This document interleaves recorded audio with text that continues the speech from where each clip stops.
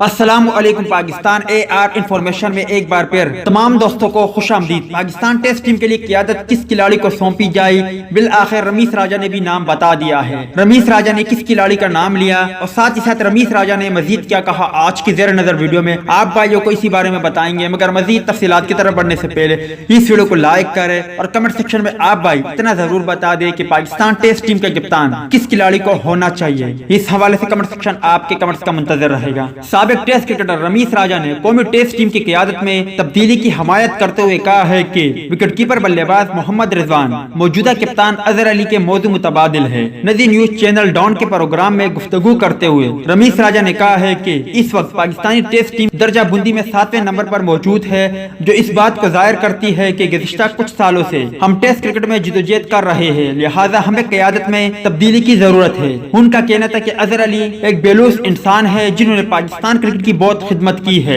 لیکن کپتان کی حیثیت سے وہ بر وقت صحیح فیصلے نہیں کر سکے۔ اس لیے میں سمجھتا ہوں کہ یہ اظہر علی اور پاکستان کرکٹ دونوں کے لیے بہتر ہے کہ ٹیسٹ کی قیادت تبدیل کر دی جائے۔ انہوں نے کہا ہے کہ میرے خیال میں محمد رضوان اظہر علی کے موضوع متبادل ہوں گے، کیونکہ ان میں ٹیم کی قیادت کی صلاحیت ہے۔ اس کے ساتھ ساتھ وہ ایسے کھلاڑی ہے جو ٹیم کے تمام کھلاڑیوں کو ساتھ لے کر چلتے ہیں۔ امید کرتا ہوں دوستوں کہ آج کی ویڈیو آپ کو پسند آئی ہوگی۔ ٹیک کیئر، بائے بائے، اللہ حافظ۔